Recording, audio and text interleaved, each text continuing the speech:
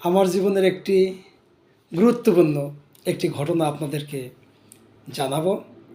তা হচ্ছে এই, ছোটোবেলায় আমরা যখন পড়াশোনা করতাম এবং স্কুলে যেতাম, তখন মায়ের কাছে আমরা খুব টাকা পয়সা আবদার করতাম।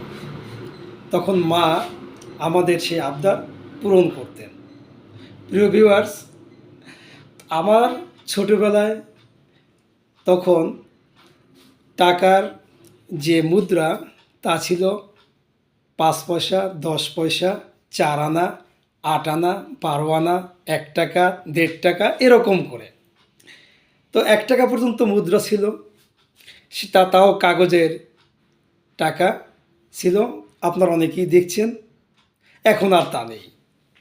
কিন্তু যখন আমরা স্কুলে যেতাম, বিশেষ করে আমি যখন স্কুলে যেতাম, তখন মাকে বলতাম, মা আমাকে টিফিন করার জন্য কিছু টাকা দাও। তখন মা আমাকে এরকম 4 আনা, 8 আনা, 12 আনা, 1 টাকা, 1.5 টাকা, কিংবা সর্বোচ্চ 5 টাকা পর্যন্ত দিতেন। আর তাতে অনেক খুশি হতাম।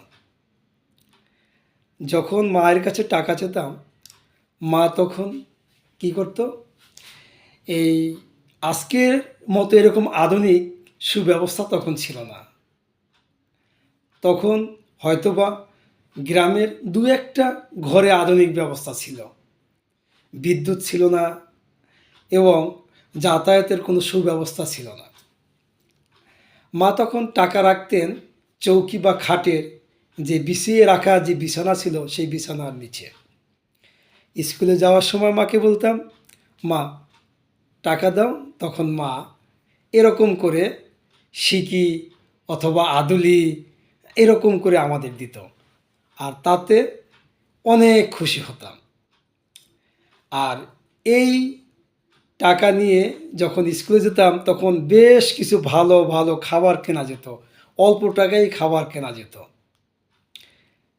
আজকে মা বেঁচে নেই, কিন্তু তার এই স্মৃতি এখনও আমাদের মনে রয়েছে। আজকে আমরা হয়তোবা অনেক টাকা ইনকাম করছি, খরচ করছি, বিভিন্ন ওয়ে খরচ করছি, কিন্তু মায়ের দেওয়া সেই 4 আনা, 8 আনা, কি 12 আনা, 1 টাকা, কি 5 টাকা, তার স্মৃতি কিন্তু এখনও ভুলতে পারি না। আর মায়ের দেওয়া সেই আদুলি, কি সিকি, কি 5 টাকা, এর যে আনন্দ পেতাম, তা আজ লাখ লাখ টাকা ইনকাম করেও, খরচ করেও সে আনন্দ পায় না। তাই প্রিয় ভিউয়ার্স, মায়ের কথা বড়ই মনে পড়ে। আল্লাহ হাফেজ।